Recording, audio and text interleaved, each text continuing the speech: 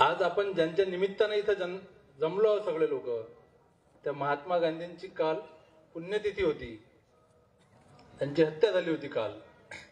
आणि हा अहिंसा उत्सव नावाचा जो प्रकार राबवण्यात आला या ठिकाणी अतिशय स्तुत्य उपक्रम आहे. मला खूप आवडला आणि मला असं वाटते की प्रत्येक संपूर्ण महाराष्ट्रात असा अहिंसा उत्सव राबवला गेला पाहिजे 7 दिवसांचा. आजचा आपला जो विषय आहे गांधीजी आणि गैरसमज. महात्मा गांधींबद्दल असंख्य गैरसमज समाजात पसरवले गेले आहेत. आता बऱ्याच वक्त्यांनी याच्या अगोदर जे काही कार्यक्रम झाले 7 दिवस त्याच्यात मांडणी केली असेल.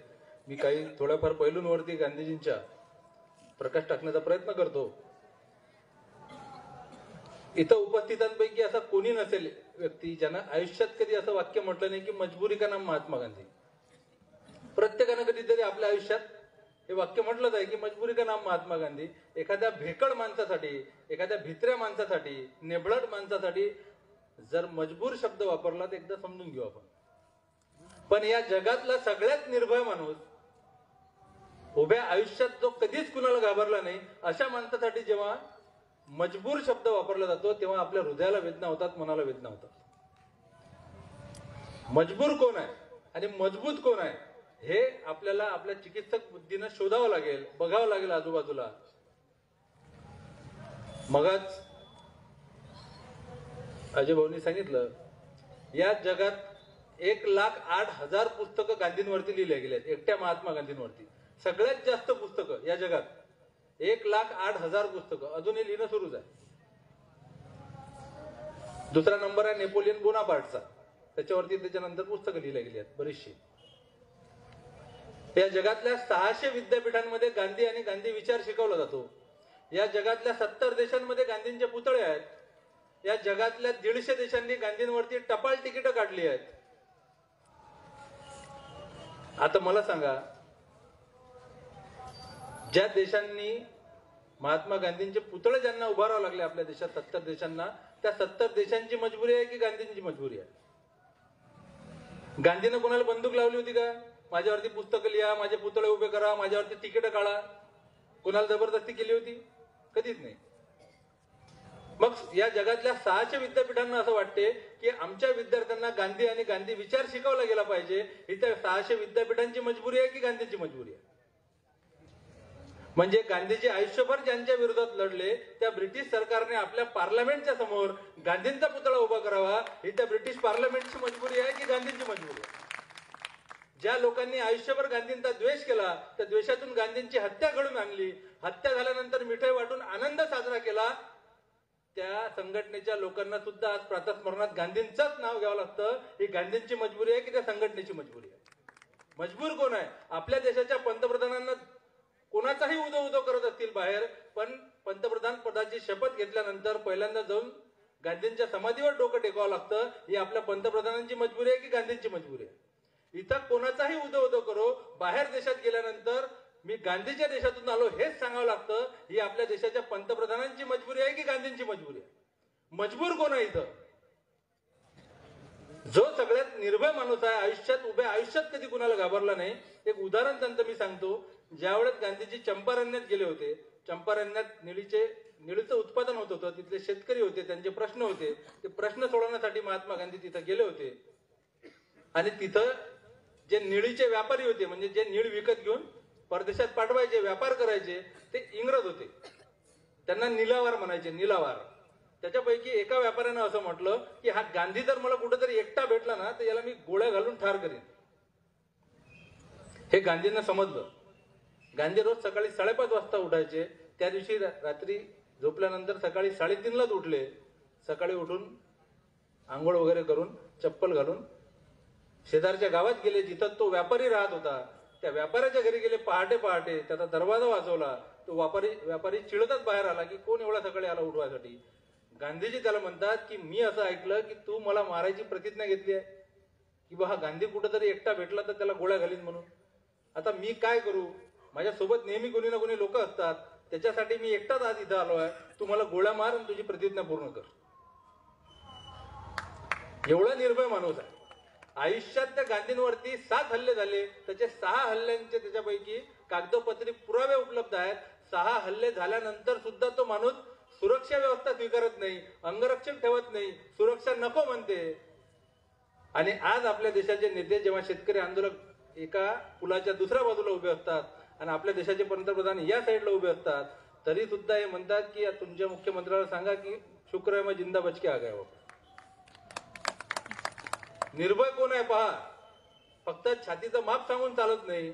निर्भयपणा तुमच्या मनात असावा लागतो, तुमच्या मेंदूत असावा लागतो, तुमच्या आचरणात असावा लागतो. आणि महात्मा गांधींबद्दल फक्त बदनामी करायची आहे महात्मा गांधींची. आणि महात्मा गांधींची बदनामी करताना कोणाचे खांदे वापरायचे तर महापुरुषांचे खांदे. कोणत्या महापुरुषांचे ज्यांचे विचार यांना अजिबात पटत नाहीत अशा महापुरुषांचे खांदे वापरायचे. मग त्याच्यासाठी काय वापरायचं? भगतसिंगांचं नाव वापरायचं, डॉक्टर बाबासाहेब आंबेडकरांचं नाव वापरायचं, सुभाषचंद्र बोसांचं नाव वापरायचं, पटेलांचं नाव वापरायचं. आणि सगळ्यात महत्वाची एक बदनामी करायची की गांधीनं जी काही अहिंसा पसरवली ना या देशात, त्या अहिंसेनं या देशातले लोक नपुंसक झाले, नामर्द झाले.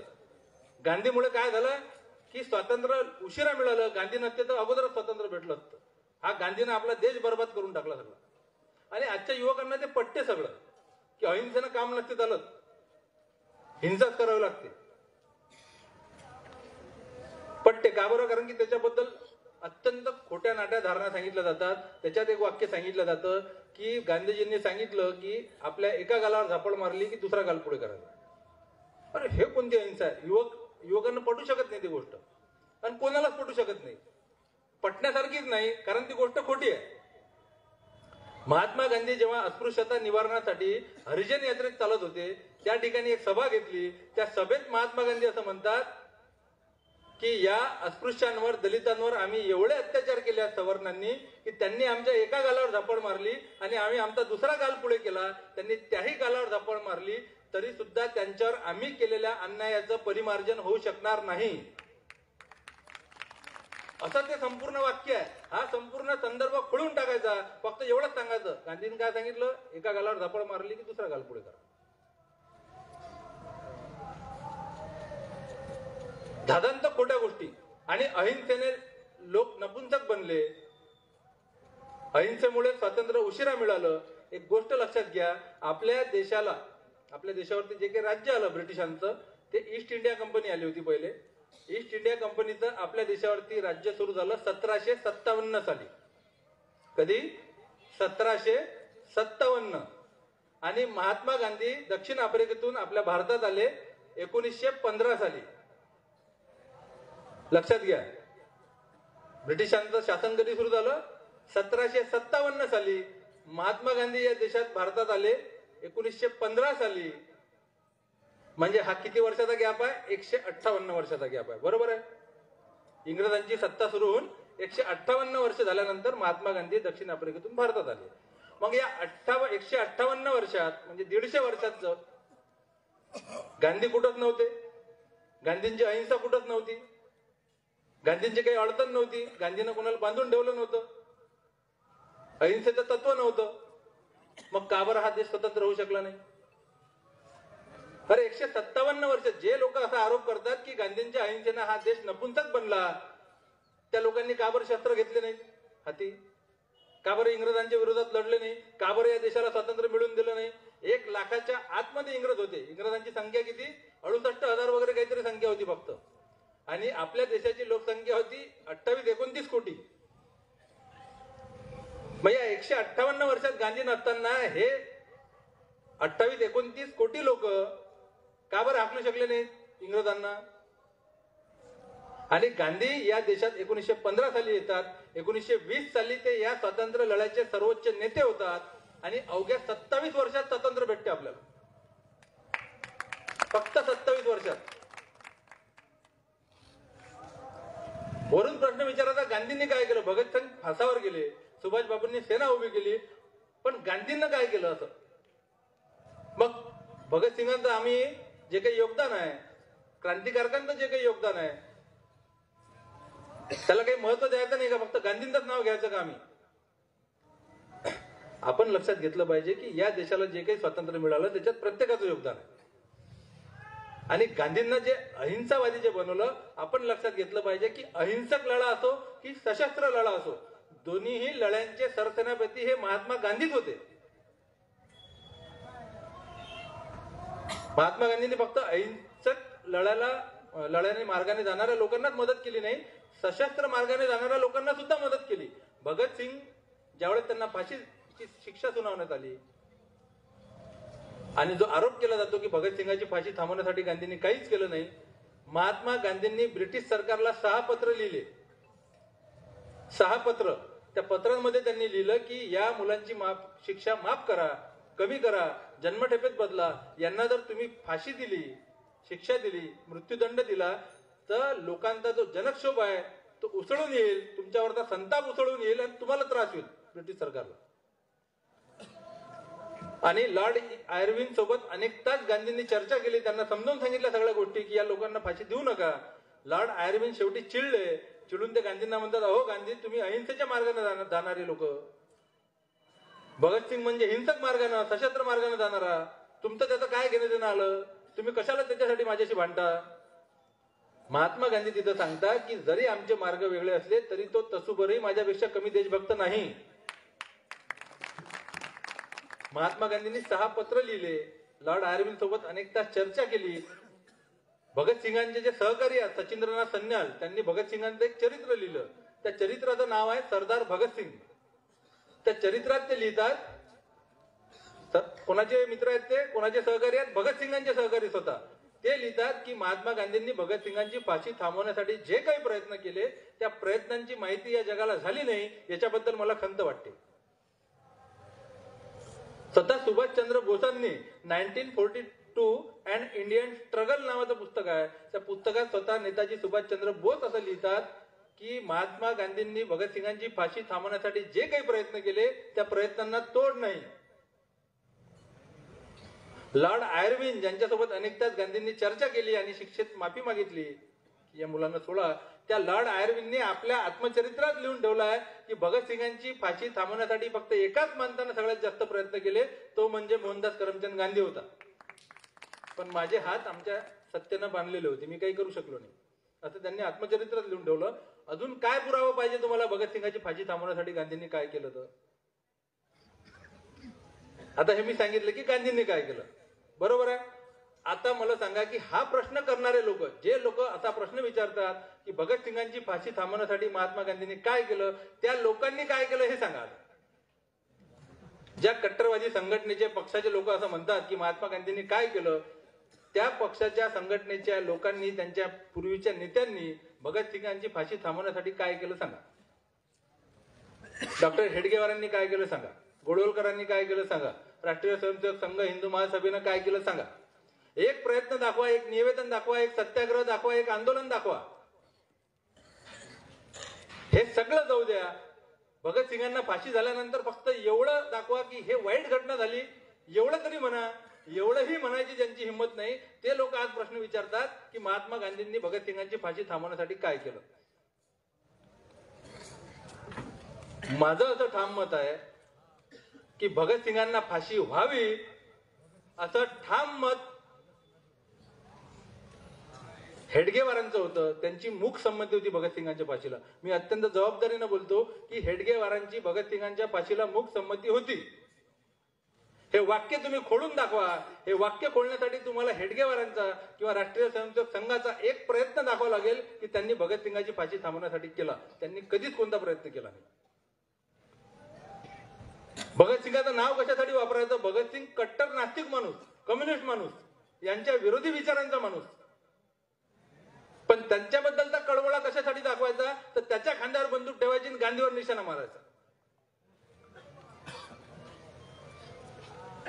भगतसिंग एवढा शूरवीर माणूस, भगतसिंगांची स्वतःची इच्छा नव्हती की माझी फाशी माफ व्हावं म्हणून. जेव्हा त्यांचे कायदेविषयक सल्लागार प्राणनाथ मेहता भगतसिंगांकडे गेले, त्यांना विनंती केली की मला असं वाटते की तुम्हाला फाशी व्हायला नको, तुम्ही एक अर्ज करा सरकारकडे की फाशी सूट मिळावी आपल्याला म्हणून. सुखदेव आणि राजगुरू दोघे जण भडकले. अरे हे काय बोलता तुम्ही, अजिबात आम्हाला माफी बिफी काही नाही पाहिजे, आम्हाला फाशीच झाली पाहिजे. भगतसिंग बोलले शांत राहा, प्राणनाथ मेहतांना बोलले ठीक आहे, तुमची इच्छा आहे, आपण अर्ज केला पाहिजे, ठीक आहे, तुम्ही एक अर्ज लिहून घेऊन या. प्राणनाथ मेहता एक अर्ज लिहून घेऊन आले, भगतसिंगांच्या समोर धरला. भगतसिंग म्हणत हा खिशात ठेवा तुमच्या. भगतसिंगांनी स्वतःच्या खिशातून एक अर्ज काढला आणि तो दाखवला प्राणनाथ मेहतांना. भगतसिंगांनी लाहोर जेलच्या सुप्रिंटेंडंटच्या मार्फत लाहोरच्या गव्हर्नरला पत्र लिहिलं होतं की आम्हाला फाशी देण्यात येऊ नये, आम्हाला युद्ध कैदी समजावं आणि आम्हाला बंदुकीच्या गोळ्यांनी उडवावं. हे होते भगतसिंग. या भगतसिंगांबद्दल यांना अजिबात प्रेम नाही, पण गांधींना बदनाम करायचा. आपण लक्षात घेतलं पाहिजे की भगतसिंगांच्या फाशीसाठी जर प्रयत्न केले नसते गांधींनी, तर जेव्हा भगतसिंगांना फाशी दिल्यानंतर जे काही काँग्रेसचं अधिवेशन झालं, त्या अधिवेशनात भगतसिंगांचे वडील स्वतः हजर राहिले नसते. स्वतः वडील हजर होते काँग्रेसच्या अधिवेशनात.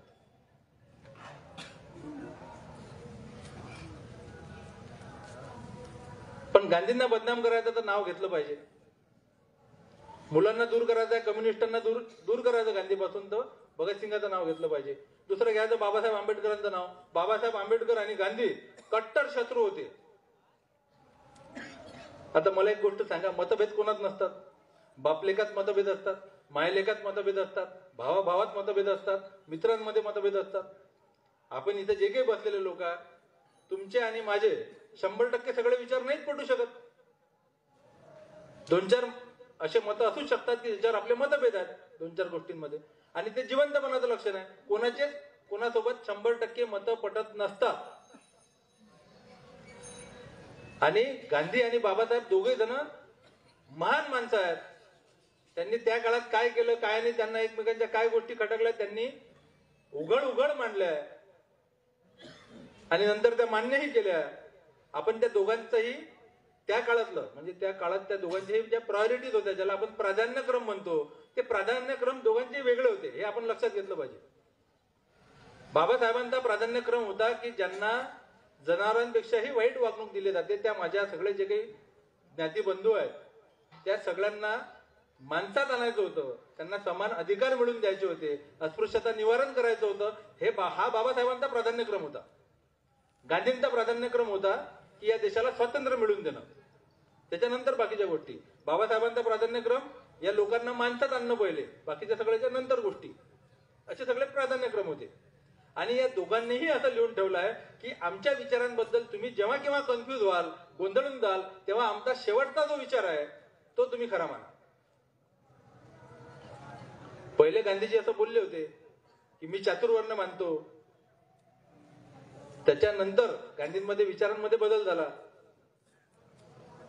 शेवटी गांधींनी असं ठरवलं होतं की जिथं कुठं लग्न होईल त्या लग्नात जर एक अस्पृश्य आणि एक सवर्ण नवरदेव नवरीपैकी जर आंतरजातीय विवाह असेल तरच मी त्या लग्नाला हजर राहील. अशा अनेक गोष्टी आहेत ज्या नंतर बदलल्या.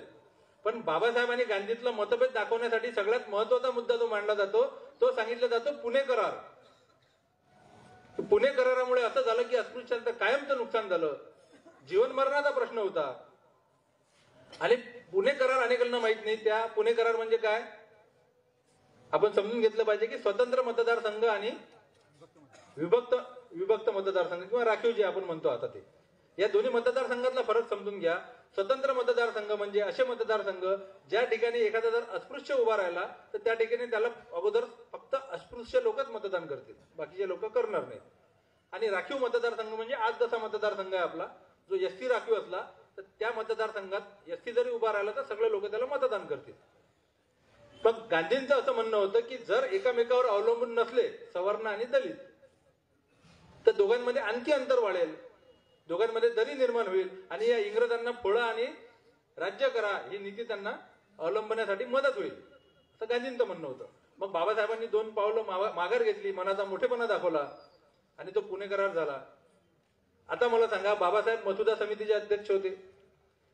जर बाबासाहेबांना तो जीवन मरणाचा प्रश्न वाटला असता स्वतंत्र मतदारसंघाचा तर बाबासाहेबांनी निश्चितच राज्यघटना लिहिताना त्यात ती मागणी केली असती स्वतंत्र मतदारसंघाची. ती मागणी मान्य झाली नसती कदाचित, पण किमान त्या डिबेटमध्ये कुठेतरी नोंद असती की बाबासाहेबांनी अशी मागणी केली म्हणून. तशी डिबेटमध्ये कुठंच नोंद नाही. आणि ज्यावेळी नेहरूंना मंत्रिमंडळ बनवायचं होतं त्यावेळेस नेहरू गेले गांधींकडे. गांधी उभे होते. गांधींना विचारलं की आपल्याला मंत्रिमंडळ बनवायचं आहे, त्यात कोणते कोणते लोक घ्यायचे, त्यात ती यादी दाखवली. त्या यादीमध्ये डॉक्टर बाबासाहेब आंबेडकरांचं नाव नव्हतं. गांधींनी विचारलं की याच्यात डॉक्टर बाबासाहेब आंबेडकरांचं नाव का बरं नाही? नेहरू म्हणत अरे ते तर विरोधी पक्षाचे आहेत, त्यांना कसं काय आपण घेणार याच्यात? मग गांधी नेहरूंना म्हणतात की आपल्याला आपल्या पक्षाचं मंत्रिमंडळ बनवायचं आहे की देशाचं मंत्रिमंडळ बनवायचं आहे? मंत्रिमंडळ कशाचं बनवायचं आहे? त्याच्यानंतरचा दुसरा प्रसंग, ज्या वेळेस नेहरूंना असं वाटलं की आपली राज्यघटना लिहिण्यासाठी आपण बाहेरून लोक बोलवले पाहिजे मानधन तत्वावरती, त्यावेळेस नेहरू गांधींजवळ गेले आणि त्यांना सांगितलं की आपण आता राज्यघटना आपली संविधान लिहिण्यासाठी एक दोन लोक आपण बाहेरून बोलवले पाहिजे अभ्यासू, त्यांना आपण काही मानधन तत्वावर बोलू, राज्यघटना लिहायला लावू. तेव्हा गांधींनी विचारलं की आपल्या भारतात कोणी असा माणूस नाही का लिहिणारा? नेहरू म्हणे कोण आहे? गांधी म्हणत डॉक्टर बाबासाहेब आंबेडकरांसारखा अभ्यासू माणूस, कायद्याचं ज्ञान असलेला माणूस आणि या देशातल्या समाजातल्या शेवटच्या घटकाच्या त्रासाची जाणीव असलेला दुसरा कोणीच माणूस नाही त्या माणसाशिवाय. पुन्हा नेहरूंनी म्हटलं की तो माणूस विरोधी पक्षाचा, आपल्या पक्षाचा नाही. पुन्हा गांधींनी त्यांना सांगितलं की आपल्याला देशाची राज्यघटना लिहायची आहे की पक्षाची राज्यघटना लिहायची? राज्यघटना कोणती लिहायची? डॉक्टर बाबासाहेब आंबेडकरांनी आपल्या आत्मचरित्रात लिहून ठेवलं आहे की मला नेहरूंनी, पंतप्रधानांनी आपल्या कार्यालयात बोलवलं आणि माझ्या समोर मसुदा समितीत, या घटना समितीत येण्याचा प्रस्ताव ठेवला आणि तो प्रस्ताव मी यासाठी स्वीकारला की तो प्रस्ताव स्वीकारण्यासाठी त्यांनी माझ्यासमोर कोणतीच अट ठेवली नाही. हे डॉक्टर बाबासाहेब आंबेडकरांनी लिहून ठेवलं आहे. आणि आपण विचार करा की जे एक एक तरतूद बाबासाहेबांनी तिथं मांडली. आपण नुकतंच आता पाहिलंय शेतकरी विरोधी कायदे 3 आले होते आणि या सरकारला ते परत घ्यावे लागले शेतकऱ्यांच्या विरोधानंतर. तर सरकार ते 3 कायदे का बरं बनवू शकलं? कारण संसदेत बहुमत आहे म्हणून बनवू शकते. मग ज्यावेळेस घटना लिहिल्या गेली आपली, त्यावेळेस कोणाचं बहुमत होतं आपल्या देशात? काँग्रेसचं बहुमत होतं. काँग्रेस म्हणजे कोण? गांधी, नेहरू, पटेल, आझाद ही सगळी मंडळी. मग बाबासाहेबांनी घटना लिहिताना एक एक तरतूद तिथं समोर ठेवली. त्या तरतुदीवर काही अनेक तास, अनेक दिवस गोष्टींवरती चर्चा झाली, एक तरतूद मान्य करण्यात आली. ह्या गोष्टी जर काँग्रेसला मान्य नसत्या तर ह्या गोष्टी घटनेत येऊ शकल्या असत्या का? म्हणजे बाबासाहेबांचे काँग्रेसचे विचार मिळते जुळते होते की नाही? गांधी, नेहरू, पटेलांचे विचार मिळते जुळते होते की नाही? 100 विचार आहेत, त्या 100 पैकी 95 विचारांवरती एक व्यक्ती एक मत, धर्मनिरपेक्षता, समानता, समान न्याय, या सगळ्या गोष्टींवरती जर त्यांचं एकमत आहे, काही गोष्टींवरती समजा 100 पैकी 95 गोष्टींवरती एकमत आहे, 5 गोष्टींवरती मतभेद आहेत, तर आपण ते 5 मतभेद पाहायचे की त्या 95 गोष्टी पाहायच्या त्याच्यात सहमत आहेत? ते महत्व कशाला द्यायचं आपण? आणि मी कायम सांगतो की जोपर्यंत आंबेडकरवादी आणि गांधीवादी एकत्र येत नाहीत तोपर्यंत या मनुवादाचा मुकाबला आपण करू शकत नाही, कधीच करू शकत नाही. आपण आपसातच भांडून राहिलो. हे दोघे एकत्र आल्याशिवाय अजिबात आपण मुकाबला करू शकत नाही या कट्टरवादाचा.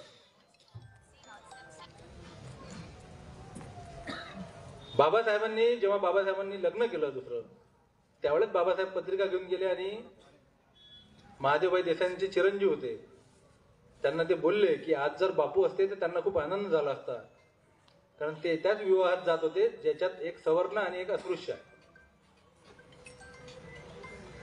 अशा बऱ्याच गोष्टी आहेत बाबासाहेबांबद्दलच्या आणि गांधींबद्दलच्या. बाबासाहेबांनी सांगून ठेवलं की या जगात फक्त हा एकच माणूस आहे गांधी, जो मला सर्वात जास्त समजून घेतो म्हणून. ह्या सगळ्या गोष्टी आपण सोडून देतो, पण अगोदर काहीतरी मतभेद असतील एखाद्या बाबतीत, त्याच्याबद्दल जर बाबासाहेब बोलले असतील तर दोघे आपापल्या जागी महान माणसं. बाबासाहेबांना अस्पृश्यांच्या मनातून अस्पृश्यता काढायची होती आणि गांधींना सवर्णांच्या मनातून अस्पृश्यता काढायची होती. त्यामुळे दोघांचे मार्ग वेगळे होते पण उद्दिष्ट एकच होतं. पण आपण हे लक्षात घेतलं पाहिजे की बाबासाहेबांना जो धर्म बदलावा लागला तो का गांधींमुळे बदलावा लागला का? आणि बाबासाहेबांबद्दल एवढा कळवळा आहे का या कट्टरवाद्यांना? या दोघांचं जे भांडण सांगतात कायम, बाबासाहेबांबद्दलचे विचार काय त्यांचे? ज्यावेळेस संविधान आलं त्यावेळेस हे लोकांनी ऑर्गनायझर नावाचं वृत्तपत्र यांचं संघाचं, त्यामध्ये ते असं छापून आणतात की हे जे काही घटना आहे आपल्या देशाची, हे गोधळी आहे, या त्या देशाचे तुकडे तुकडे चिंध्या चिंध्या जमा करून बनवली म्हणून. त्यानंतर एक जेरे शास्त्री नावाचा माणूस असं म्हणते त्या काळचा की दूध अगर गंगोदक ते कितीही पवित्र असलं पण ते जर नालीतून आलं तर ते पवित्र मानू शकत नाही. त्यामुळे आपल्या देशाची घटना किती चांगली असली तरी ते एका महारानं लिहिली म्हणून ते चांगली मानू शकत नाही आपण. स्वामी करपात्री नावाचा माणूस तो त्या काळात या पातळीवर उतरला की बाबासाहेबांनी जे काही हिंदू कोड बिल लिहिलं त्या हिंदू कोड बिलात सख्या भावा बहिणीच्या लग्नाचं प्रावधान आहे म्हणून त्यांनी ते इंग्रजीतच छापलं, उर्दूत आणि हिंदीत छापलं नाही. अशा पद्धतीचा त्यांनी अपप्रचार केला, बदनामी केली. तेव्हा बाबासाहेबांना 10,000 प्रती छापावं लागल्या उर्दूत आणि हिंदीत. त्या हिंदू कोड बिलाच्या की याच्यात असं काहीच नाही. असा विचार बाबासाहेबांबद्दल ठेवणारे लोक फक्त आंबेडकरवाद्यांना बळकवतात की बाबासाहेबांबद्दल पहा गांधी आणि बाबासाहेबांचं शत्रुत्व होतं, बाबासाहेब असे बोलले. अरे पण तुमचे काय विचार होते बाबासाहेबांबद्दल हे सांगा ना. हे ते लोक अजिबात सांगणार नाहीत. कारण खांदा वापरायचा आहे बाबासाहेबांचा आणि गोळी मारायची आहे गांधीला. एक एक गोष्ट घ्यायची. बाबासाहेबांचा विषय एक तर सगळ्यात महत्वाची गोष्ट आपण वाचन करत नाही, आपल्याकडे माहिती नाही, त्यामुळे आपल्याला प्रश्न विचारण्याला प्रॉब्लेम होतो. आपण आता या लोकांना उत्तर देणं थांबवलं पाहिजे. आपण आता प्रश्न विचारणं चालू करा. आपण प्रश्नच विचारत नाही. बाबासाहेबांचा विचार आला की आपण लगेच गांधीला शिवाय देणं चालू करतो, काँग्रेसला शिवाय देणं चालू करतो. आपण लक्षात घेतलं पाहिजे एक बाबासाहेबांचा मतदारसंघ जो होता जयसर खुलना तो काँग्रेसनंच पाकिस्तानात घालवला. काँग्रेसची इच्छाच नव्हती बाबासाहेबांना घ्यायची मंत्रिमंडळात. असाही अपप्रचार करतात हे लोक. आपणही त्याच्यावर विश्वास ठेवतो कारण आपण मागचं वाचतच नाही. जयसर खुलना आपल्या देशाची जी फाळणी झाली ते लक्षात घ्या. फाळणीचा विषय नंतर येईलच. आपल्या देशाची जी फाळणी झाली ती सिरिल रेडक्लिफ नावाचा एक अधिकारी होता. त्या अधिकाऱ्याला बोलवण्यात आलं होतं आपल्या देशात की तू फाळणी कर. त्या अधिकाऱ्यानं असं लिहून ठेवलंय की ही फाळणी या देशाची करण्यासाठी मला किमान 2 वर्षाचा कालावधी पाहिजे होता. किमान 2 वर्ष. दिले किती? 40 दिवस फक्त. अरे तो माणूस कधीच भारतात आला नाही, त्याला इथल्या भौगोलिक परिस्थितीचा अजिबात ज्ञान नाही. त्या माणसावर फाळणी करायची जबाबदारी दिली, त्यांना लाल रेष ओढली, त्याला वाटली तिथून आणि त्या देशाची फाळणी झाली. याच्यात काँग्रेस कुठंच नाही. ब्रिटिशांना स्वातंत्र्य द्यायचं होतं तर फाळणी झाल्यावरच द्यायचं होतं, त्यांना फाळणी करायचीच होती. मग बाबासाहेबांचा जो मतदारसंघ होता जयसर खुलना मतदारसंघ तो पूर्व पाकिस्तानात गेला, म्हणजे आता तो बांगलादेश आहे तिथं गेला. मग बाबासाहेबांना मतदारसंघ नव्हता. त्यावेळी बाबासाहेब घटना समितीवर पाहिजेतच म्हणून काँग्रेसने त्यांच्या बॅरिस्टर जयकरांनी राजीनामा दिला होता.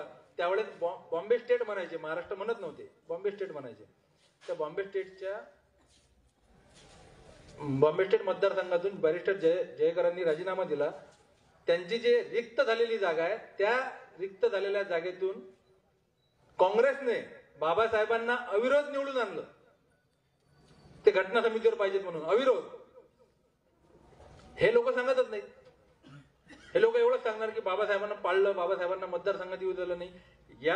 ही जी मी निवडणूक सांगतो की अविरोध निवडून आणलं, याच्या नंतरची जी निवडणूक झाली त्या निवडणुकीत बाबासाहेब स्वतःच्या पक्षाकडून उभे होते, रिपब्लिकन पक्षाकडून. काँग्रेसच्या विरोधात उभे होते. ते काँग्रेसकडून असते आणि काँग्रेसच्या विरोधात उभे राहिल्यानंतर काँग्रेस त्यांना कशी मदत करणार आहे? स्वतःकडून काँग्रेसकडून उभे राहिले असते तर काँग्रेसनं निश्चित मदत केली असती. तो विरोधातला उमेदवार निवडून आला. पण हा पहिलेची ही सगळी गोष्ट सांगायची नाही, फक्त तेवढीच गोष्ट सांगायची, गांधींची बदनामी करायची, काँग्रेसची बदनामी करायची. सरदार पटेलांचा विषय आला की सरदार पटेलांना डावललं आणि नेहरूंना पुढे केलं. सरदार पटेलांचं वय झालं होतं, त्यांना हार्ट अटॅक येऊन गेलेला आहे. त्यांची शारीरिक परिस्थिती एवढी खराब आहे की त्यांच्या मुलीने लग्न केलं नाही आयुष्यभर की बापाची सेवा करायला लागणार आहे मला म्हणून. आणि ज्यावेळेस या देशाची सार्वत्रिक निवडणूक झाली लोकसभेची 1951-52 मध्ये, त्यावेळेस सरदार पटेल हयातच नव्हते. पहिल्या निवडणुकीच्या वेळेस वारले होते 1950 साली सरदार पटेल. आणि सरदार पटेलांबद्दल एवढा कळवळा की काळजी त्यांची. सरदार पटेल काही लेता बेता माणूस नव्हता. स्वतः गांधींनी सांगितलंय की सरदार काही साधा माणूस नाही, तुम्हाला वाटते तसं माझी प्रत्येक गोष्ट ऐकत नाही, अनेकदा तो मला स्वतःच्या गोष्टी ऐकायला लावते. एवढा सरदार पटेलांचा मजबूतपणा जर तुम्हाला पाहायचा असेल तर ज्यावेळेस आपल्या देशाची पहिली राष्ट्रपती पदाची निवडणूक होती त्यावेळेस सरदार पटेलांचे उमेदवार होते डॉक्टर राजेंद्र प्रसाद आणि आपल्या देशाच्या पंतप्रधानांचे म्हणजे नेहरूंचे उमेदवार होते राजगोपालाचारी. त्या निवडणुकीत सरदार पटेलांचे उमेदवार निवडून आले राष्ट्रपती निवडणुकीला. एवढा मजबूत माणूस होता तो. काही लेता पैदा माणूस नव्हता की स्वतःवर अन्याय होईल आणि तो माणूस चुपचाप बसेल. तो माणूस कधीच बोलला नाही. तो माणूस जेव्हा वारला त्या मरण्याच्या अगोदर सरदार पटेलांनी आपले मित्र होते त्यांचे नवी गाडगीळ म्हणून त्या गाडगिळांचा हातात हात घेतला. त्यांना म्हणे की तुम्हाला एक वचन दे की तुझे कितीही मतभेद असले तर शेवटपर्यंत जवाहरची साथ सोडू नको. हे सरदार पटेल सांगतात. सरदार पटेलांना अजिबात अडचण नाही पण हे मनगावळे आहेत त्यांच्या मनातलं जाणणार आहे.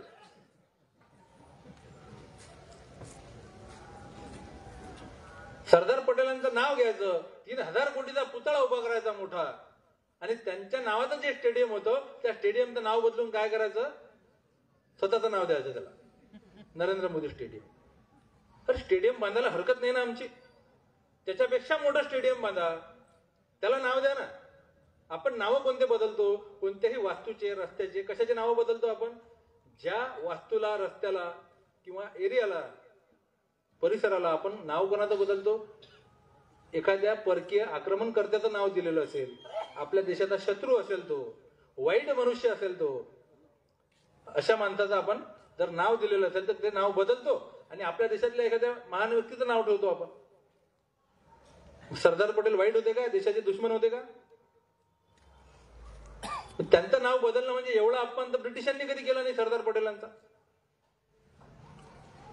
आणि आपल्या देशात मुळात काय आहे की प्रतिमा मोठ्या करतात हे लोक आणि विचार मातीत घालतात हे लोक. प्रतिमा मोठ्या करून आपल्या लोकांना प्रतिमेतच आपण आनंद वा खुश एकदम. याचं उदाहरण सांगतो एक जिवंत तुम्हाला. आता 2-4 महिन्याच्या अगोदरची एक 6 महिने झाले असतील किंवा वर्ष झालं असेल. दिल्लीचे मुख्यमंत्री अरविंद केजरीवाल आपल्या सर्वांना माहित आहेत. त्यांनी अशी घोषणा केली की यानंतर आम आदमी पक्षाचं जिथं कुठं सरकार आहे त्यांच्या प्रत्येक सरकारी कार्यालयात फक्त 2च फोटो राहतील याच्यानंतर.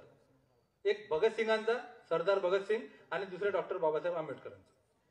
हे सगळे सरदार लोक खुश कम्युनिस्ट खुश. अरे बापरे सगळे फोटो काढून टाकले. फक्त बाबासाहेबांचा फोटो फक्त भगतसिंगांचा फोटो. सगळे आंबेडकरवादी खुश.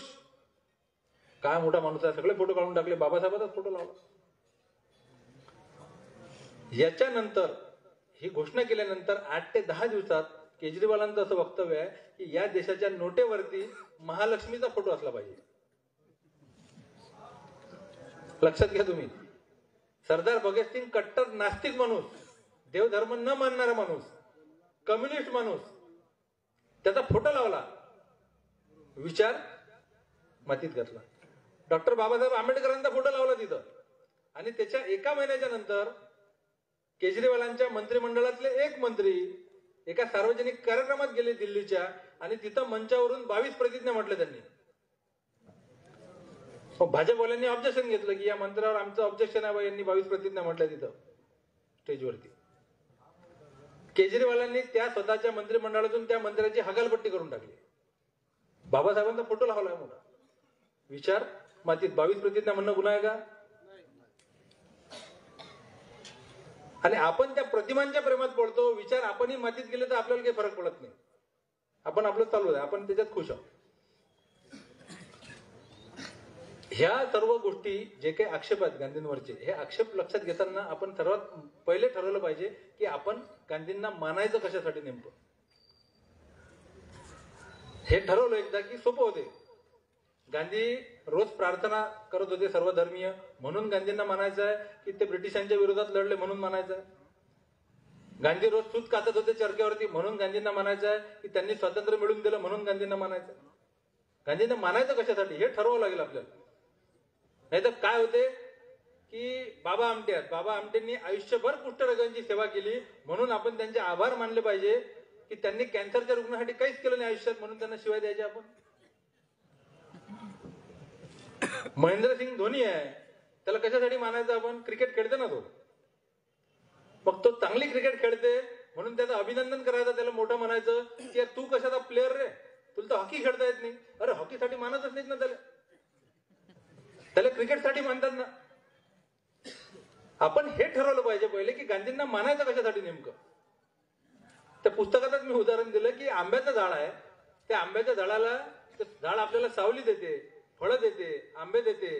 त्या झाडाच्या ज्या काही डांगी तोडून आपण इंधन करू शकतो, म्हणून हे सगळं देते. म्हणून आपण त्या झाडाचे उपकार मानायचे की त्या झाडाच्या फुलापासून दारू काढू शकत नाही म्हणून त्याला शिवाय द्यायच्या. हे ठरवावं लागेल की नाही. आणि माणूस आहे, शेवटी चुका होत असतात प्रत्येकानं. जो कधीच आयुष्यात चुकत नाही तो ईश्वर आहे समजा. जो कमीत कमी चुकते एक दोन वेळा त्याला आपण संत म्हणू. पण माणूस म्हटलं की चुका होणारच. आणि जो काम करते त्याच्यात चुका होतात. जो कामच करत नाही, ज्यानं कधी काम आयुष्यात केलं नाही, त्याच्या कशा चुका होतील.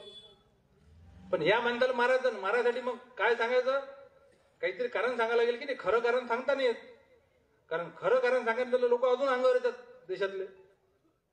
म्हणून सांगायचं की गांधींनी फाळणी केली या देशाची आणि 55 कोटी रुपये पाकिस्तानला द्यायला लावले, म्हणून आम्ही गांधीची हत्या केली. आम्हाला ते अजिबात पटलं नाही. फाळणीचा विषय मी आताच सांगितलं तुम्हाला. तुम्हाला मी प्रश्न विचारतो, तुम्ही अनेक असंख्य गांधींचे पुस्तक वाचा, त्यांचे भाषण ऐका, त्यांनी स्वतः काय लिहून ठेवलं ते पहा, त्यांच्याबद्दल लोकांनी काय लिहिलं ते वाचा. आणि गांधींचा एक प्रयत्न दाखवून द्या मला फक्त, की ज्या प्रयत्नातून तुम्हाला असं वाटते की त्यांना या देशाची फाळणी करायची होती म्हणून, किंवा या देशाच्या फाळणीला अनुकूल वातावरण निर्माण होईल असा एक प्रयत्न गांधीचा दाखवून देतो. गांधींना फाळणी नकोच होती. त्यांनी कायम प्रयत्न केला की फाळणी व्हायला नको. जेव्हा सरदार पटेल आणि नेहरू दोघे जण फाळणीच्या याच्यावरती करारावरती स्वाक्षऱ्या केल्या त्यांनी आणि गांधीच्या समोर येऊन उभे राहिले. गांधी सेवाग्रामच्या आश्रमात होते, राम मनोहर लोहिया त्यावेळेस सोबत होते. त्या ठिकाणी हे दोघे जण सांगतात की बापू, या फाळणीमुळे आपल्या देशात जो हिंसाचार माजला, जे काही लोक आपलेच लोक आपल्या लोकांना मारून राहिले आहेत, रक्तपात होऊन राहिला, हा काही आमच्या ज्यांना आता पाहवल्या जात नाही. आम्ही फाळणीच्या करारावर स्वाक्षऱ्या करून आलो, आता झाली फाळणी. गांधीला धक्का बसला. अरे हे काय बोलता तुम्ही. अरे त्या लॉर्ड माउंटबॅटनला सांगा, हा म्हातारा ऐकत नाही, मला एक शेवटचा प्रयत्न करून पाहू द्या. तो स्वाक्षऱ्या करून आले होते, सगळेजण खाली माना घालून उभे राहिले. गांधींना समजलं आता काही होऊ शकत नाही, झाली फाळणी. लॉर्ड माउंटबॅटन ज्यांनी फाळणी केली, ज्यावेळेस ते साक्षीदार आहेत फाळणीचे, त्या माणसांनी फाळणी झाल्यानंतर ब्रिटिश पार्लमेंटमध्ये जे भाषण दिलं आणि स्वतःचं आत्मचरित्रातही लिहून ठेवलं, तिथं आपली शेखी मोठेपणा सांगताना ते सांगतात की या देशाची, भारताची फाळणी करताना आम्हाला एकाच माणसाची अडचण होती आणि त्या माणसाला आम्ही कायम या फाळणीपासून दूर ठेवलं, मोहनदास करमचंद गांधी. आम्ही, आमचे जे मेनन बंधू आहेत, दोघ जण मेनन बंधू होते, त्यांना आम्ही सांगितलं, त्या दोन्ही मेनन बंधूंकडून आम्ही सरदार पटेल आणि नेहरूंना पटवलं आणि ही फाळणी झाली. याच्यात गांधी कुठंच नाही. गांधींनी तर एवढाही प्रयत्न केला होता की मोहम्मद अली जिनांना शेवटी म्हटलं की तुम्ही या अखंड भारताचे पंतप्रधान व्हा तुम्ही स्वतः. पण मोहम्मद अली जिनांच्या लेखी एका स्वतंत्र राष्ट्राचा निर्माता होणं हे जास्त महत्वाचं होतं. त्या माणसानं नाही ऐकलं. देशाची फाळणी झाली आपल्या. आता एक प्रसंग सांगतो छोटासा तुम्हाला, की एक राजा होता, त्या राजाचा एक अंगरक्षक होता, बॉडीगार्ड ज्याला म्हणतो आपण. आणि तो राजा युद्धात गेला. युद्धात तो राजा मारला गेला शत्रूंकडून. घटना लक्षात आली. राजासोबत अंगरक्षक, तो युद्धात गेला आणि शत्रूंकडून मारला गेला. बरोबर आहे. आता या घटनेचं आपण 2 प्रकारानं वर्णन करू शकतो, 2 वाक्यानं वेगवेगळ्या. दोन्ही वाक्य लक्ष देऊन ऐका तुम्ही, की अंगरक्षकानेच राजाला मारले, अंगरक्षकाने राजाला मारले हे एक वाक्य, आणि अंगरक्षक राजाला वाचवू शकला नाही हे दुसरं वाक्य. अंगरक्षकानेच राजाला मारलं आणि अंगरक्षक राजाला वाचवू शकला नाही, या 2 वाक्यात जेवढा फरक आहे तेवढाच फरक आहे गांधींनी फाळणी केली आणि गांधी फाळणी वाचवू शकले नाही. हा फरक आपण लक्षात घेतला पाहिजे. आणि फाळणी, डॉक्टर बाबासाहेब आंबेडकर दैव अजिबात मानत नव्हते, देव मानत नव्हते, पण बाबासाहेबांनी असं लिहून ठेवलं आहे की या देशाची फाळणी झाली हा मी ईश्वराचा आशीर्वाद समजतो. मी दैव मानत नाही, पण ईश्वराचा आशीर्वादच समजतो, नाही तर या देशातल्या हिंदूंना कायम मुस्लिमांच्या दयेवर जगावं लागलं असतं. आज 14.5% मुस्लिम आहेत या देशात, 80% हिंदू आहेत आणि 5.5% बाकी सगळे आले. किती टक्के मुस्लिम आहेत? 14.5%. आज जर फाळणी झाली नसती तर या देशात आज 40% मुस्लिम असते, 40%. मग त्यांना मुस्लिमांना 40% राजकारणात आरक्षण, राजकीय आरक्षण जे आहे, सामाजिक आरक्षण, नोकऱ्यांमध्ये आरक्षण जे काही आहे ते. आज आपल्या देशात जे बहुमतात आलेलं सरकार आहे ते 37% मतं घेऊन बहुमतात आलेलं सरकार आहे. 37% मतं घेऊन. मुस्लिम 40% झाले असते. हे 14.5% मुस्लिम ज्यांना सहन होत नाही त्या कट्टरवाद्यांना 40% मुस्लिम झाले असते.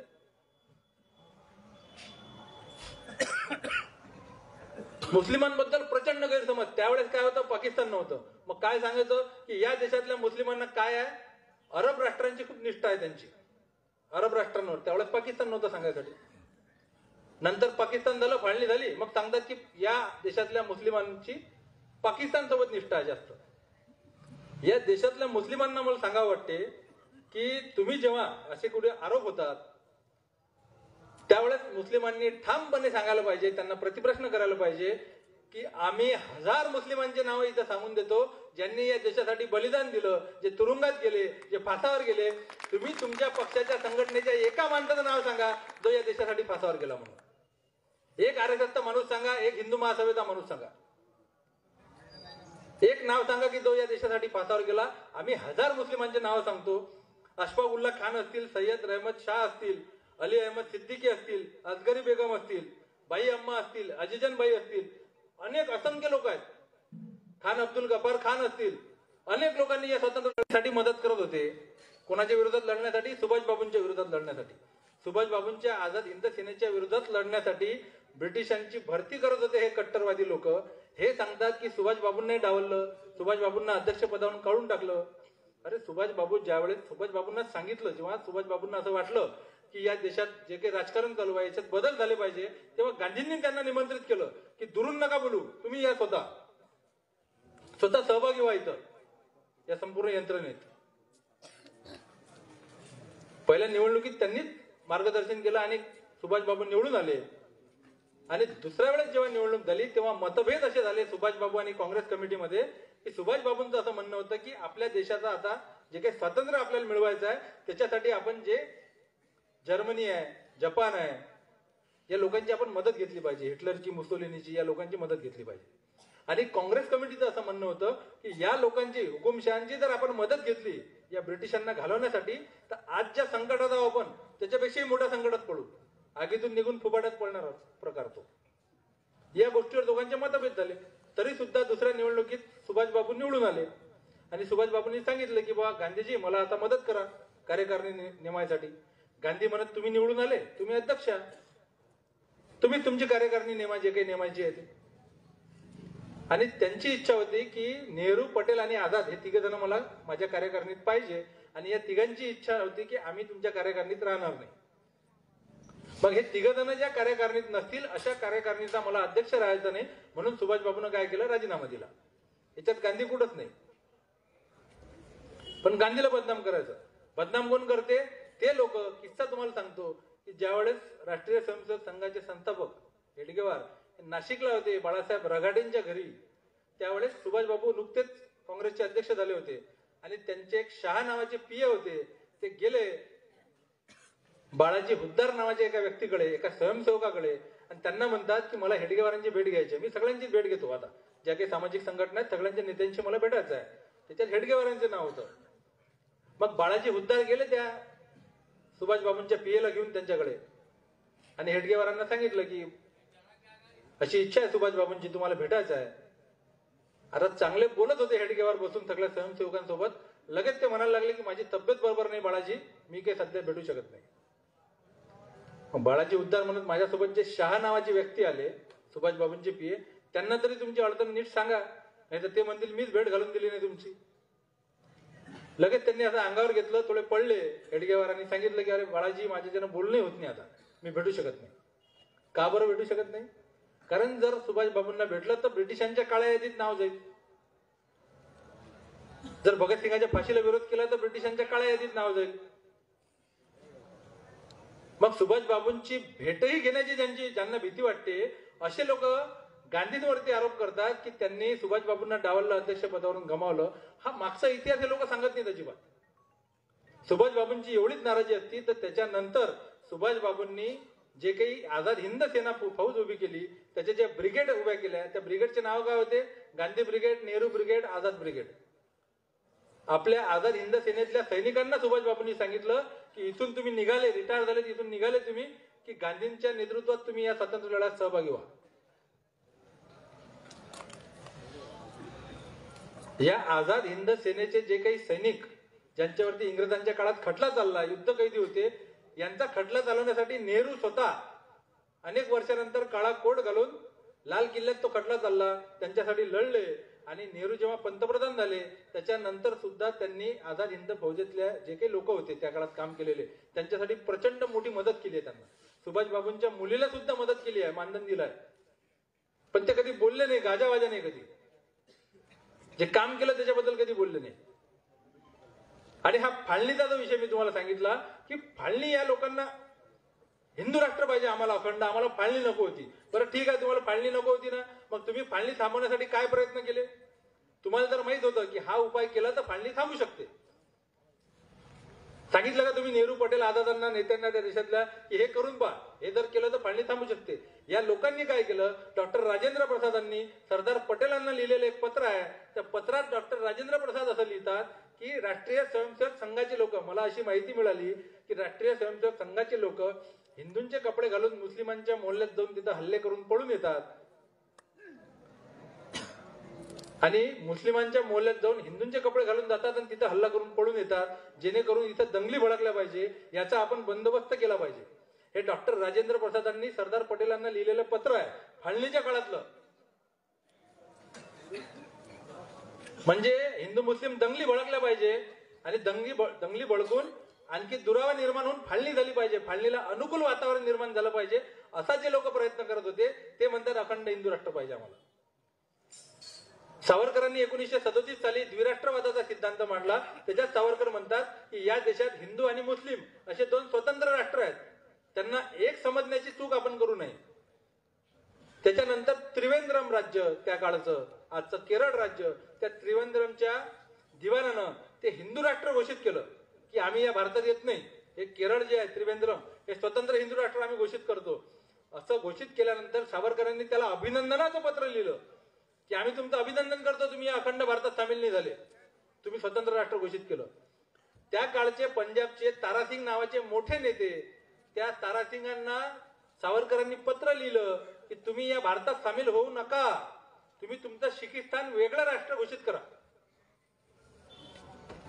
जुनागडच्या राजाला तसंच पत्र लिहिलं, म्हैसूरच्या राजाला पत्र लिहिलं आणि इंग्लंडच्या राणीला पत्र लिहिलं सावरकरांनी की हा जो संपूर्ण देश आहे, हा संपूर्ण देश एकच हिंदूंचा राजा आहे या जगात, नेपाळ नरेश, त्या नेपाळच्या राजाचा हा देश स्वाधीन करा. तुकडे पळायचे, ज्यांना जे सांगत होते लोकांना की या अखंड भारतात सामील होऊ नका, ते लोक आज काय म्हणतात? अखंड हिंदू राष्ट्र पाहिजे आम्हाला. पण हिंदू राष्ट्र म्हणजे काय, मला संकल्पना समजत नाही. एकदा लिहा तरी की बा आम्हाला हिंदू राष्ट्र म्हणजे ह्या तरतुदी पाहिजेत, त्या तरतुदी लोकांसमोर ठेवा आणि मग लोकांवर सोडा की तुम्हाला पाहिजे की नाही पाहिजे, लोक मग ठरवतील. पण यांना माहित आहे की आम्ही जर हिंदू राष्ट्राच्या तरतुदी सांगितल्या तर आमच्यासोबत जे कार्यकर्ते आहेत ते पडून जातील, सगळे ते राहणार नाही कोणी.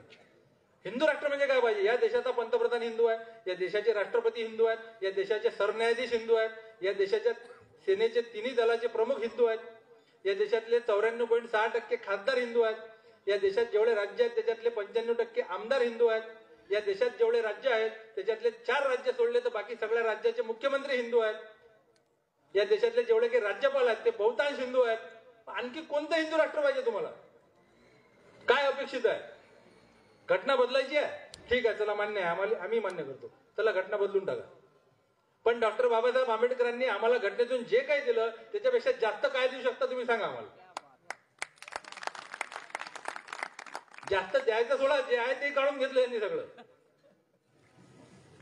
या हिंदू राष्ट्राला आपले लोक बळी पडतात, एवढं वाईट वाटते. आज युवक आहेत म्हणून सांगतो की अनेक युवक असतात आपल्या गाडीवरती लिहितात, मोबाईलवरती आपण पाहिलं असेल की गर्वच नाही तर माज आहे मराठा असल्याचा, बौद्ध असल्याचा, मुस्लिम असल्याचा. असतात ना, मोबाईलवरती असते, गाडीवर लिहिलेलं असते, बरोबर आहे. आता मला एक गोष्ट सांगा, की तुम्ही मराठाच्या घरात जन्माला आले, तुम्ही मुस्लिमाच्या घरात जन्माला आले, तुम्ही बौद्धाच्या घरात जन्माला आले, याच्यात तुमचं कर्तृत्व काय आहे सांगा. तुमच्या हाती काय होतं? तुमचे आई वडील मुस्लिम होते म्हणून तुम्ही मुस्लिम झाले, तुमचे आई वडील मराठा होते म्हणून तुम्ही मराठा झाले, तुमचे आई वडील बौद्ध होते म्हणून तुम्ही बौद्ध झाले. त्याच्यात तुमचं कर्तृत्व काय? अरे नाईलाज आहे तो, नाईलाज आता कशाचा गर्व बाळगायचा आपण, कर्तृत्वाचा की नाईलाजाचा? आपला नाईलाज होता, आपल्याला काहीच ऑप्शन नव्हतं दुसरं. आणि आपण काय करतो की आपले जे पूर्वज आपल्या जातीत होऊन गेले पहिले, त्यांच्याच कर्तृत्वाचा टेंबा मिरत राहतो. आपण स्वतः काहीच कर्तृत्व करत नाही. मराठ्यांचे नेते अनेक मराठे राजे होऊन गेले. कोणाचं नाव घेतो? छत्रपती शिवाजी महाराज. अनेक ओबीसी नेते होऊन गेले. आपण कोणाचं नाव घेतो? महात्मा फुले. अनेक दलित नेते होऊन गेले. आपण कोणाचं नाव घेतो? डॉक्टर बाबासाहेब आंबेडकर. त्यांच्या जातीमुळे घेतो का? जातीत तर अनेक लोक होऊन गेले. त्यांचं कर्तृत्व होतं की नाही काहीतरी? पण त्या कर्तृत्वावर आपण किती वर्षापासून चालवतो पुढे? आपलं काही कर्तृत्व? आणि इथं हिंदू मुस्लिम एवढ्या या लोकांनी दंगली भडकून टाकल्या. पहिले हिंदू मुस्लिम द्वेष पसरवला, नंतर ओबीसी मराठा असं लावून दिलं की हे दोघं एकामेकावर एवढे भांडतात की जसं मराठ्याचं आरक्षण ओबीसी मुळे थांबलं आणि ओबीसीचं आरक्षण मराठ्यामुळे थांबलं. तर सरकार नावाचा घटकच काय? सरकारला शिवायच नाही देत कोणी. कोणामुळे थांबलं ते बहाना. ओबीसी मराठा झालं, मग दलित आणि आपले आदिवासी आणि धनगर हे लावून दिलं. मदत जेव्हा विनेश फोगाट, साक्षी मलिक ह्या पोरी जेव्हा बसल्या होत्या आंदोलनात, आपल्या विरुद्ध झालेल्या अत्याचाराच्या विरोधात आंदोलन केलं, त्यावेळेस त्यांनी काय सांगितलं? हे सगळे जाट आहेत म्हणे. हरियाणातले सगळे सरदार हे पहलवान जे आहेत हे सगळे हरियाणातले फक्त जाट आहेत. मग हरियाणा पाकिस्तानात येते का? त्या पोरी हिंदू नाहीत का? या देशात 80% हिंदू आहेत ना. मग या देशात जेव्हा 1200 रुपये सिलेंडर होते त्याचा फटका कोणाला बसते? 80% हिंदूला बसणार आहे की बाकीच्याला बसणार आहे? आणि मुस्लिमांनी आणि हिंदूंनी आपण लक्षात घेतलं पाहिजे, सगळ्या समाजाच्या लोकांनी, की मुस्लिम या देशात जेवढे काही आहेत त्या मुस्लिमांना सगळ्यांची तुम्ही कत्तल करू शकत नाही, सगळ्यांना तुम्ही इथून बाहेर घालवू शकत नाही, सगळ्यांना कायम गुलाम करून ठेवू शकत नाही. आपल्याला दुसरं ऑप्शन नाही. आपल्याला गुन्ह्या गोविंदानाच राहायचं आहे. ते कविता ऐकली का तुम्ही? सांगा कसं जगायचं, सांगा कसं जगायचं, कणत कणत की गाणे म्हणत. जगायचं सोबतच आहे, ऑप्शनच नाही दुसरं काही मरेपर्यंत. मग आनंदानं जगायचं की भांडत जगायचं, एवढं आपल्याला ठरवायचं, एवढं आपल्या हाती आहे. आपण यांना बळी पडत राहतो. हिंदू अनेक बळी पडत राहतात. हिंदूंबद्दलचे यांचे विचार ऐकले तर अत्यंत वाईट विचार आहेत. मग हे हिंदू राष्ट्र म्हणजे काय? कोणीही याच्यानंतर प्रश्न केला तर त्याला म्हणा पहिले सांग भावा तुला काय पाहिजे. हिंदू राष्ट्र म्हणजे त्या तरतुदी आण लिहून, सगळे नियम आम्हाला वाचू दे आणि मग आम्ही ठरवू आम्हाला पाहिजे की नाही पाहिजे म्हणून. अखंड हिंदू राष्ट्र म्हणजे काय? इथं अफगाणिस्तान, पाकिस्तान, बांगलादेश सगळं सोबत घ्यायचं आहे. आता होऊ शकते का? शक्य आहे का? म्हणून फाळणीच्या नावानं बोंबा मारायच्या.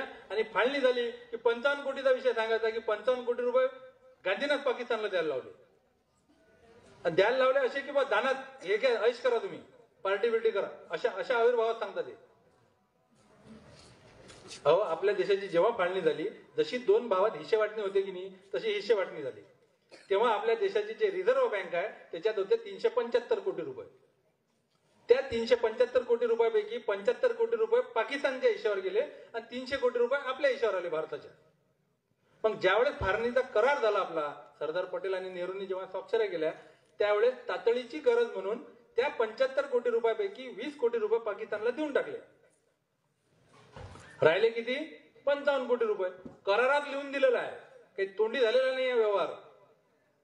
मग गांधींचं असं म्हणणं होतं की आपला देश स्वतंत्र राष्ट्र म्हणून, स्वतंत्र देश म्हणून हा आपला देशाचा पहिलाच करार आहे. हा जर आपण मोडला, हे 55 कोटी जर दिले नाही पाकिस्तानला, तर आंतरराष्ट्रीय स्तरावर आपली प्रतिमा खराब होईल. लोक म्हणतील हा देश काही भरोशाचा नाही भाऊ, याच्यावर विश्वास ठेवू नका, याच्यासोबत डबल करार करू नका, कोणता डाग लागून जाईल कायमचा आपल्या देशावरती.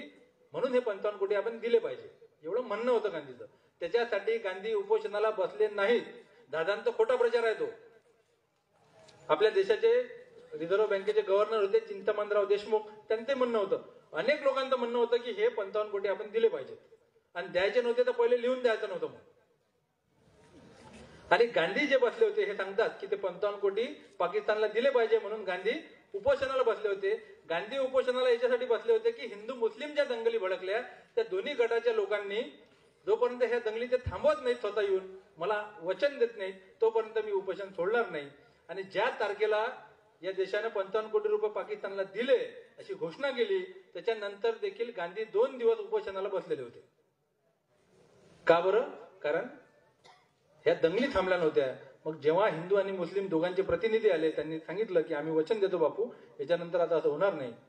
त्याच्यानंतर त्या दंगली थांबल्या. मग गांधींची हत्या का बरं केली?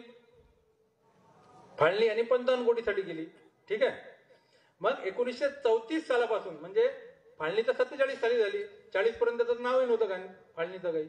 मग 1934 सालापासून जेव्हा फाळणी नव्हती आणि त्याच्यामुळे 55 कोटी रुपये देण्याचा प्रश्न नव्हता, तो विषय नव्हता, ते चर्चा नव्हती, मग त्यावेळेस पासून गांधींवरती 5 हल्ले का बरं केले नथुराम गोडसेने? त्या 5 हल्ल्यापैकी 3 हल्ल्यात नथुराम गोडसे सामील होता. 1934 सालापासून फाळणी नाही, 55 कोटी नाही, काहीच विषय नाही, पण 1934 सालापासून 5 हल्ले, त्याच्या 3 हल्ल्यांमध्ये नथुराम गोडसे स्वतः सामील होता. मग तेव्हापासून का बरं हल्ले केले हे अजिबात हे लोक सांगत नाहीत. आपल्या देशातली जी सत्ता ब्रिटिशांनी ज्या वेळेस घेतली ती सत्ता घेताना आपल्या देशात असा आजच्यासारखा अखंड देश नव्हता आपला. आपल्या देशात काय होतं? संस्थानक होते, संस्थानक आणि संस्थानिक, राजे रजवाडे सगळे लोक. मग आपल्या देशात जेव्हा सत्ता घ्यायची तर हरियाणामध्ये जाट लोकांकडून घेतली, राजस्थानमधून राजपूत लोकांकडून घेतली आणि आपल्या महाराष्ट्रात जी सत्ता होती ती पेशव्यांची होती, पेशव्यांकडून घेतली. बरोबर. मग पेशव्यांचं असं म्हणणं होतं की ही सत्ता ब्रिटिशांनी आमच्या हातून घेतली. पेशवे म्हणजे चित्पावन ब्राह्मण. ही सत्ता आमच्या हातून घेतली, ही पुन्हा आम्हालाच मिळाली पाहिजे, ती आम्हीच उपभोगली पाहिजे. आणि जोपर्यंत या स्वतंत्र लढ्याचे नेते टिळक होते तोपर्यंत कोणालाच या उच्चवर्णीयांना अजिबात प्रॉब्लेम नव्हता. जोपर्यंत टिळक होते. काय झालं? एक अधिवेशन झालं, काँग्रेसचं ठरलं, त्याचे अध्यक्ष म्हणून टिळक ठरले आणि ऐन टिळक वारले. 1920 सालचं अधिवेशन होतं नागपूरमध्ये काँग्रेसचं. आणि त्या ठिकाणी त्याच्या अगोदरची जी काँग्रेस होती 1920च्या अगोदरची, ती अशी होती की तुम्ही स्वातंत्र्याबद्दल बोला, अस्पृश्यता निवारण वगैरे सामाजिक चळवळी तो विषय काढायचा नाही. तो जर विषय काढला तर आम्ही मंचाला आग लावून टाकूया, एवढे जहाल लोक. फक्त स्वातंत्र्याबद्दल बोलायचं. त्या अधिवेशनात गांधी सगळ्यात पहिल्यांदा असं म्हणतात, अशी घोषणा करतात की या देशाच्या सर्वोच्च पदावरती मला एका भंग्याच्या मुलीला बसलेलं पाहायचं आहे. एका भंग्याच्या मुलीला मुलाला नाही, म्हणजे महिला आल्या त्याच्यात. आणि इथं सगळं खटकलं की अरे हा तर सामाजिक सुधारणा करणारा माणूस. विषय काय झाला की या देशातली जी जनता होती या जनतेला स्वातंत्र्याचा अर्थच माहित नव्हता. अनेक वर्षापासून गुलामीत आपण. आणि कोणी आला, आता इंग्रज आले, इंग्रजांचं गेलं समजा राज्य, दुसऱ्या कोणाचं जरी राज्य येईल आपण तर गुलामच आहोत. कोणी ना कोणी राजे बदलतच चालले. संस्थानं होते, संस्थानिकातलं सरकार बदललं वरतं तरी आम्ही तर गुलामच आहोत. आम्हाला तर काही सत्ताधारी आम्ही होणार नाही, राजा होणार नाही. पण महात्मा गांधींनी सामान्य माणसाच्या मनात हा विश्वास पेटवला. हे सांगितलं त्याला की अरे बाबा, तू जर या स्वातंत्र्य लढ्यात उतरला तर तुला या सत्तेत वाटा भेटणार आहे, तूही राजा होणार आहे. देशात तुझ्या हाती या सत्तेच्या नाळ्या येणार आहे. त्याच्यात तो समजलं, सामान्य माणसाला ते समजलं की आपल्या हाती सगळं काही येणार आहे, समान अधिकार आपल्याला भेटणार आहेत. ही जी जागृती गांधींनी केली याच्यामुळे गांधींच्या मागे एवढे लोक उभे राहिले आहे. या जगात सांगतो जिवंतपणी. अनेक महापुरुष वारल्यानंतर, त्यांच्या मृत्यूनंतर अनेक त्यांच्या मागे अनुयायी येतात, पण या जगात सगळ्यात जास्त अनुयायी फक्त एकट्या महात्मा गांधीच्या मागे होते जिवंतपणी. सगळ्यात जास्त हिंदू, सगळ्यात जास्त दलित, सगळ्यात जास्त मुस्लिम, सगळे ते या कारणामुळे. आणि खटकलं हेच कारण की अस्पृश्यता निवारणाची जेव्हा हरिजन यात्रा यांनी काढली त्यावेळेस पुण्यात देखील यांचा सत्कार होता महात्मा गांधींचा, नगर परिषदकडून पुण्याच्या. त्यावेळेस देखील गाडीवरती बॉम्ब फेकण्यात आला, 5 वेळा हल्ले करण्यात आले. ते हल्ले यासाठीच होते की महात्मा गांधींना आमचं उच्चवर्णीयांचं जे कायमचं वर्चस्व होतं, हे सत्ता जी आमच्या हातात येणार होती, हे यानं गमावून टाकली लोकांच्या हाती. हा सगळ्यात मोठा रोष आहे त्याच्यावरती गांधीवरचा. आणि म्हणून गांधीची हत्या झाली हे सांगत नाहीत लोक. नथुराम गोडसेला देशभक्त मानायचं. कशासाठी मानायचं? या देशात ज्या ब्रिटिशांनी राज्य केलं आणि त्यांच्या विरोधात लढून आपण स्वातंत्र्य मिळवलं, त्या ब्रिटिशांच्या विरोधातला एखादा नथुराम गोडसेचा लेख दाखवून द्या तुम्ही. नथुराम गोडसे पत्रकार होता. नथुराम गोडसेचं एक वर्तमानपत्र होतं अग्रणी नावाचं. त्या अग्रणी वर्तमानपत्राला सावरकरांनी काय केलं होतं, 15,000 रुपयाची त्या काळात मदत केली होती. 15,000 रुपयाची. आणि ती मदत केल्यानंतर त्या वर्तमानपत्राचं नाव झालं हिंदू राष्ट्र. मग नथुराम गोडसे जर पत्रकार होता तर ब्रिटिश सरकारच्या विरोधातला एखादा लेख दाखवा त्याचा, एखाद्या इंग्रज अधिकाऱ्यावरचा त्याचा हल्ला दाखवा, एखाद्या इंग्रज अधिकाऱ्याला शिव्या दिलेल्या, वाईट बोललेला दाखवा. बरं ते जाऊ द्या. फाळणीची मुख्य मागणी कोणाची होती? मोहम्मद अली जिनांची. जिना आणि मुस्लिम लीगच्या नेत्यांनी घोषणा केली होती डायरेक्ट ऍक्शन प्लॅनची, की खून की नदियां बह जाएंगी लेकिन पाकिस्तान लेके रहेंगे. हिंदूंच्या कत्तली मुस्लिम लीगनं सुरू केल्या. त्या मोहम्मद अली जिनांवर किती हल्ले केले नथुराम गोडसेनं? त्याच्यावर का बरं गोळी चालवली नाही? मुस्लिम लीगच्या एखाद्या अधिकाऱ्यावर, एखाद्या कार्यकर्त्यावरती का बरं गोळी चालवली नाही? का बरं त्याच्याबद्दल वाईट बोलत नाहीत? कोर्टातही बोलत नाही तो. इंग्रजांविरुद्ध नाही, मुस्लिमांच्या विरुद्ध, मुस्लिम लीगच्या विरोधात नाही. मग देशभक्त कशाला म्हणायचं? 80 वर्षाच्या म्हाताऱ्याला मारलं म्हणून. आणि द्वेष एवढा भरलेला की गांधी मेले म्हणून ब्राह्मणांची घरे जळाली किंवा जाळली. असं किती द्वेष आहे तुम्ही पहा. गांधी मेले म्हणून. गांधी स्वतः मेले का? गांधींनी आत्महत्या केली का? गांधींनी स्वतःला गोळी मारून घेतली का? नथुराम गोडसेकडे 2 ऑप्शन होते. गांधींना गोळी मारणे, न मारणे होते 2 ऑप्शन. 3 गोळ्या खाल्ल्यावरती 80 वर्षाच्या म्हाताऱ्याजवळ काय ऑप्शन होतं मरण्याशिवाय?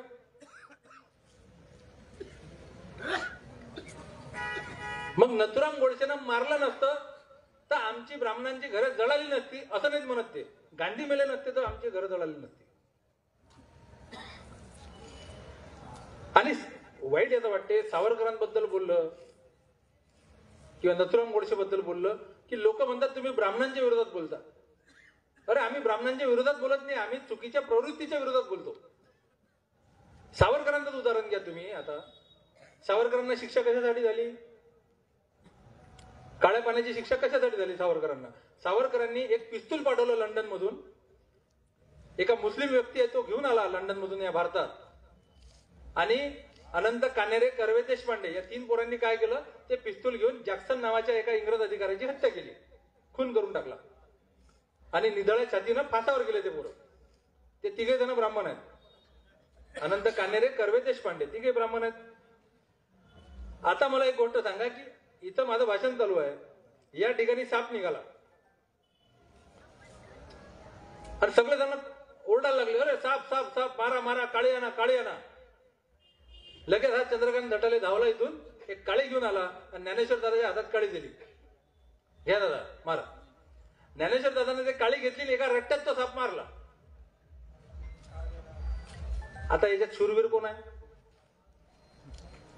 काळी आणून देणार आहे की ज्यांना साप मारला तो? शूरवीर कोणाला म्हणायचं आपण? ज्यांना साप मारला त्याला म्हणाल की नाही? मग ते अनंत कानेरे, कर्वे, देशपांडे त्यांना ते पिस्तूल घेऊन एका इंग्रज अधिकाऱ्याचा खून केला, त्याच्यासाठी ते फासावर गेले निधळ्या छातीनं. त्यांच्यासाठी तुम्ही भारतरत्न मागत नाही. तुम्ही कोणासाठी मागता? ज्या माणसानं एका लंडन मध्ये एका महिलेवरती बलात्काराचा प्रयत्न केला, त्याच्यात 4 महिने शिक्षा भोगली, अशा माणसासाठी तुम्ही भारतरत्न मागता. हा भारतरत्न पुरस्काराचा अपमान नाही का? आम्ही ब्राह्मणांच्या विरोधात बोलत नाही ना. तुम्ही विनोबा भावेचं नाव घेत नाही, तुम्ही साने गुरुजीचं नाव घेत नाही, तुम्ही अनंत कानेरे, कर्वे, देशपांडेचं नाव घेत नाही, तुम्ही सावरकर, नथुराम गोडसे आणता मधात. चुकीच्या प्रवृत्तीच्या विरोधात बोलावं लागेल की नाही?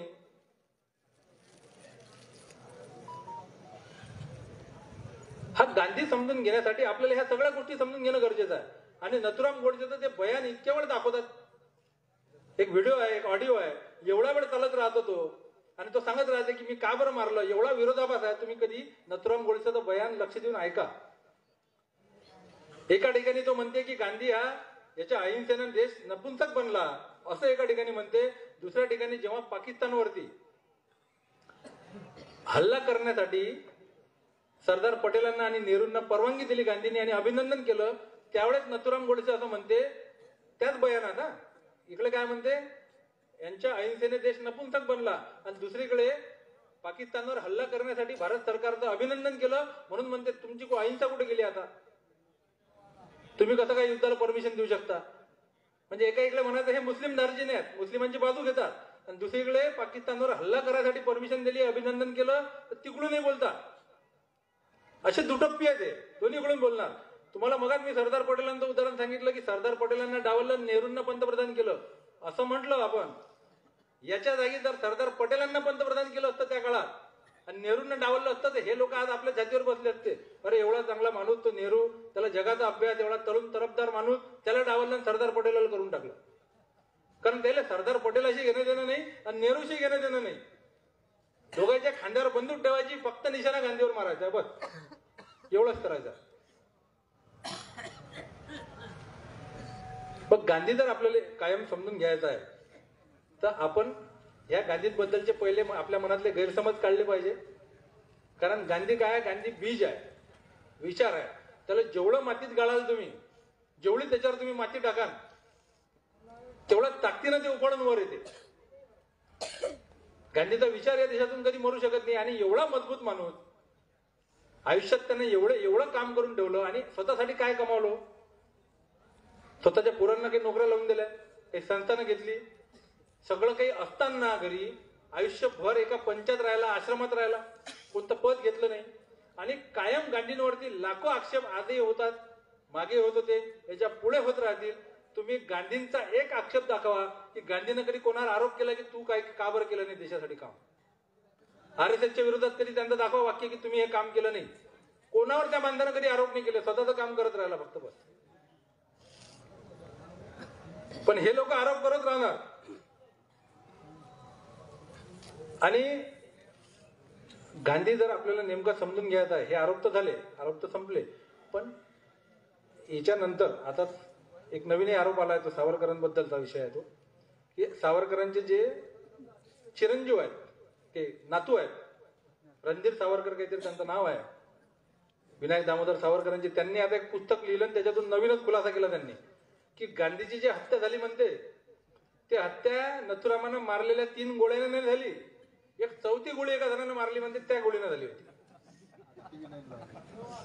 आता गांधींचं जेव्हा पार्थिव ठेवलं गेलं, शरीर ठेवलं गेलं, तेव्हा त्याच्यावरती पाकळ्या होत्या, अनेक गुलाबाच्या पाकळ्या, फुलांच्या पाकळ्या टाकलेल्या होत्या. त्यातली एक पाकळी इथं चिपकलेली राहिली आणि एका फोटोत ते पाकळी दिसते अशी एवढी. तेवढ्यावरून याचिका दाखल केली होती या लोकांनी की गांधींची जी हत्या झाली ते त्या समोर छातीत जाळलेल्या 3 गोळ्यांमुळे नाही, तर हे जे इकडे दिसून राहिलं ना चिन्ह या फोटोत, ते गोळी लागलेली आहे, त्या गोळीनं झाली. पोस्टमार्टम केलं होतं काय? नाही, फोटोवरून याचिका दाखल केली होती. हे लोक कायम बदनामी करत राहतील, किती तुम्ही सांगत राहा. आणि गांधीचा विचार कधी मरू शकत नाही. आजही जे किसान आंदोलन यशस्वी झालं दिल्लीत, ते आंदोलन याच्यासाठी यशस्वी झालं की ते गांधीच्या मार्गाने झालं.